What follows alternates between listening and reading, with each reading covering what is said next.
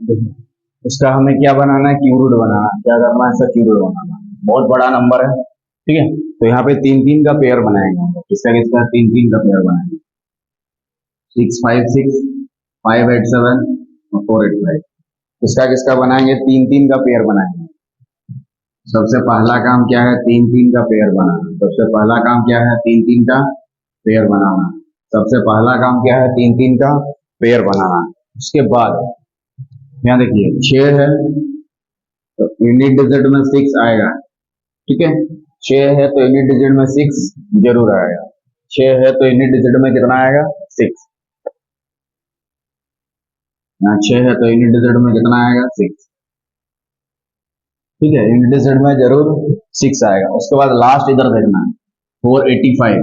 इससे पहले, इसके सामने सामने, इसके पार नहीं, इसके पहले परफेक्ट क्यूब क्या है, 485 से पहले, 485 से पहले 3 4 3 आता है। कितना आता है, 3 4 3 परफेक्ट क्यूब है। कितना आता है, 3 4 3। किसका होता है, 7 का होता है। किसका होता है, 7 का होता है। तो यहाँ पे लिख देंगे हम लोग क्या, लास्ट वाला में 7। अब क्वेश्चन आता है कि बीच वाला को कैसे कैलकुलेट करें। अब क्वेश्चन उठता है कि बीच वाला को कैसे कैलकुलेट करें। तो बीच वाला को कैलकुलेट करने के लिए यहाँ x मान लेते हैं, ठीक। आप y भी मान सकते हैं, z भी मान सकते हैं, p भी मान सकते हैं, ठीक है। x के जगह पे आप अपना मर्जी से क्या मान सकते हैं, y भी मान सकते हैं, z भी मान सकते हैं। तो जिस चीज को मानिएगा उसको आपको निकालना होगा। मान लो x मान रहे हैं तो x को निकालना होगा, y मानेंगे तो y को निकालना होगा, z मानेंगे तो z को निकालना होगा, ठीक है। p मानेंगे तो p को निकालना होगा, q मानेंगे तो q को निकालना होगा। क्लियर है, ठीक है। और इसको निकालने के लिए दो स्टेप का सहारा लेना पड़ता है। इसको निकालने के लिए हमें दो स्टेप का सहारा लेना पड़ता है। स्टेप 1, स्टेप 2, स्टेप 1, स्टेप 2, ठीक है। और यहाँ पे जब इवन नंबर रहता है तो x के दो वैल्यू पॉसिबल होते हैं, ठीक है। याद रखने वाला 6 यहाँ पे क्या है, इवन नंबर है। 6 क्या है, वहाँ पे इवन नंबर है। तो जब वहाँ पे इवन नंबर होता है तो x के दो पॉसिबल वैल्यू पॉसिबल होते हैं। तो ये जो x जो माने यहाँ पे x के दो पॉसिबल वैल्यू निकलेंगे। x के दो पॉसिबल वैल्यू संभव है। x के दो पॉसिबल वैल्यू संभव है। x के कितना, दो पॉसिबल वैल्यू। x के दो पॉसिबल वैल्यू संभव होता है। अगर यहाँ y मानते तो y लिखते हैं, z मानते तो z लिखते हैं। इसका मतलब जब यहाँ पे इवन नंबर होगा, जब वहां पे इवन नंबर होगा तो x के दो वैल्यूज पॉसिबल है, ठीक है। और जब यहाँ पे इवन नंबर है तो x के दो वैल्यू पॉसिबल होंगे, और ओड नंबर अगर है तो x का सिर्फ एक ही वैल्यू पॉसिबल, ठीक है। तो स्टेप 2 में क्या करना है, उसके बाद देखिए स्टेप 2 में ये जो 6 है इसको 3 बार गुना करना है। यानी 6 इंटू 6 यानी 6 से 36, 6 को 3 बार गुना करने से कितना होता है, 216। इसको आपको याद कर लेना है, 6 को 3 बार गुना करने से कितना होता है, 216। 6 को 3 बार गुना करने से 216। अब 216 को घटाना है, 216 को घटाना है, लेकिन किसमें से, इसको क्या करना है, घटाना है।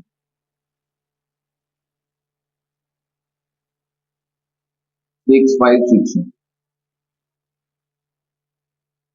इसके लास्ट के 3 डिजिट, लास्ट के 3 कर जो 6 5 6 बना है इससे घटाना है।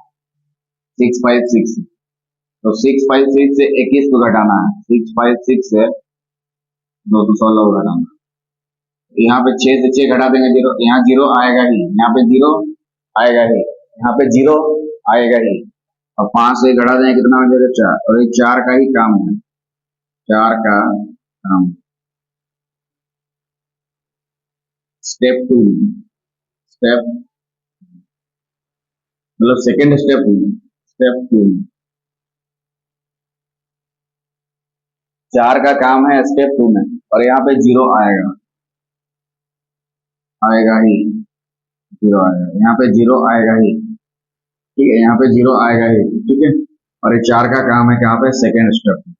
तो सेकेंड स्टेप में करना क्या है, सबसे पहला काम समझ में आ गया कि स्टेप, पहला स्टेप में क्या करना है, ये जो लास्ट यहाँ पे जो रहेगा इसको 3 बार गुना करना है।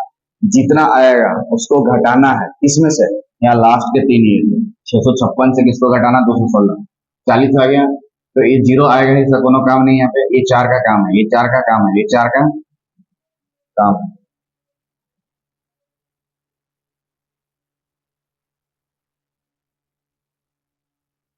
चार का काम है, चार का काम। ठीक है, चार का क्या है काम।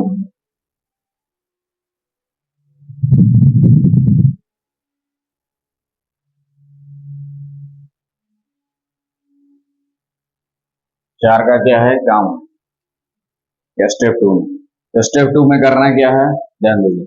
स्टेप टू में करना क्या है, 3 L² x इक्वल टू, ये 4 निकला था यहाँ पे यूज करेंगे, ये जो 4 निकला था यहाँ पे यूज।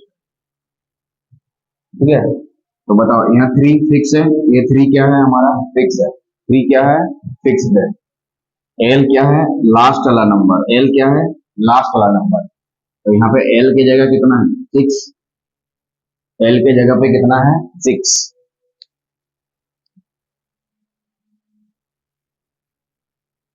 एल के जगह पे कितना है 6, एल के जगह पे कितना है 6। और x क्या है बीच वाला नंबर, x क्या है ये बीच वाला नंबर, x क्या है बीच वाला नंबर।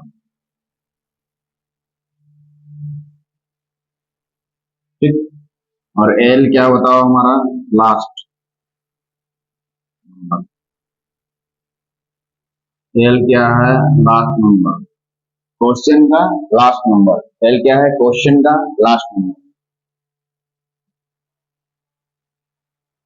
तो 3 है इंटू l, 6 का स्क्वायर, 6 का स्क्वायर करना है 36 इंटू x इक्वल टू 4।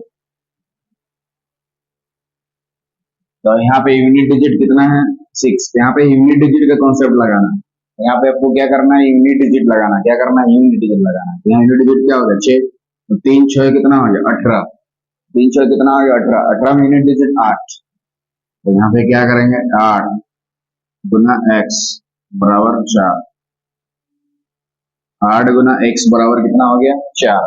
यानी यहाँ पे x के दो वैल्यूज पॉसिबल है, बताया था क्योंकि यहाँ इवन नंबर है। तो इवन केस में x के दो वैल्यूज पॉसिबल होते हैं और ऑड केस में सिर्फ x का एक वैल्यू पॉसिबल होता है। इवन केस में x के दो वैल्यूज पॉसिबल होते हैं और ऑड केस में x के एक ही वैल्यू पॉसिबल होता है। यानी यहाँ से x के दो वैल्यूज निकलेंगे, x के कितने वैल्यूज निकलेंगे 2, x के कितने वैल्यूज निकलेंगे यहाँ से 2। पहला यहाँ पे दे देंगे, मान लीजिए 3 दे रहे हैं, तो 8 3 कितना हो गया 24 ना। यहाँ पे मान लो कितना x का वैल्यू कितना दे रहे हैं 3, 3 देंगे तो कितना होगा 8 3 24। देखो यूनिट डिजिट 4 हुआ कि नहीं है, ठीक है। और x का वैल्यू 8 रख लेंगे, क्योंकि 8 लेंगे तो 8 8 8 गुना करेंगे कितना हो जाएगा 64, 64 में 4 आया कि नहीं यहाँ पे, मतलब x के दो वैल्यूज निकल गए, एक 3 दूसरा 8।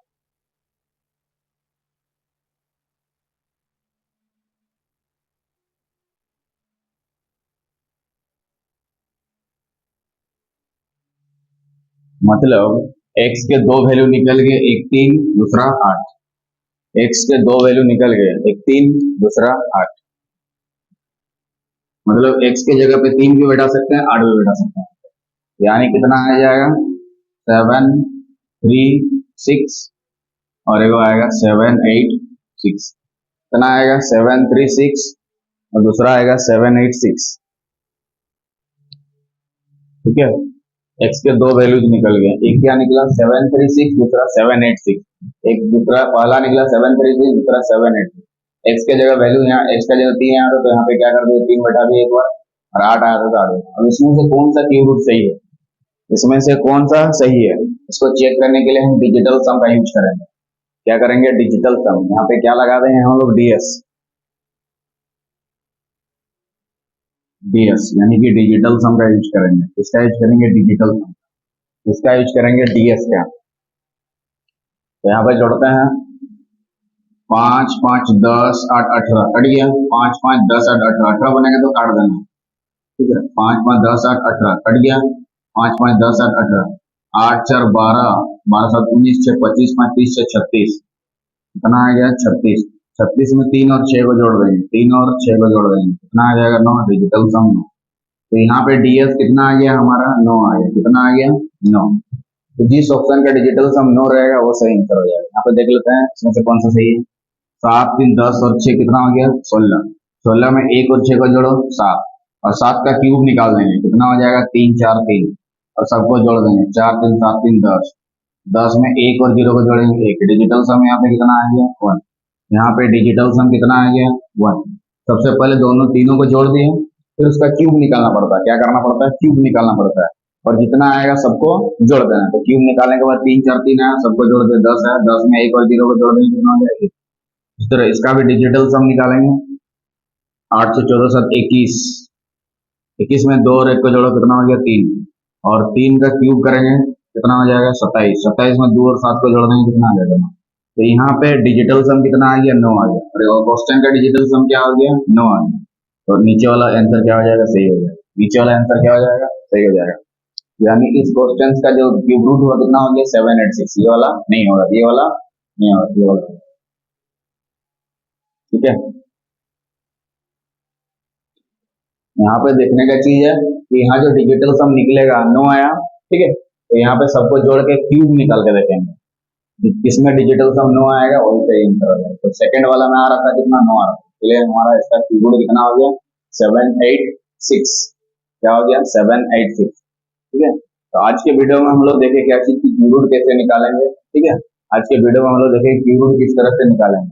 इसके नेक्स्ट वीडियो में क्यूब रूट का और क्वेश्चन लेंगे, तब तक वीडियो के साथ बने रहिए। जय हिंद, जय भारत।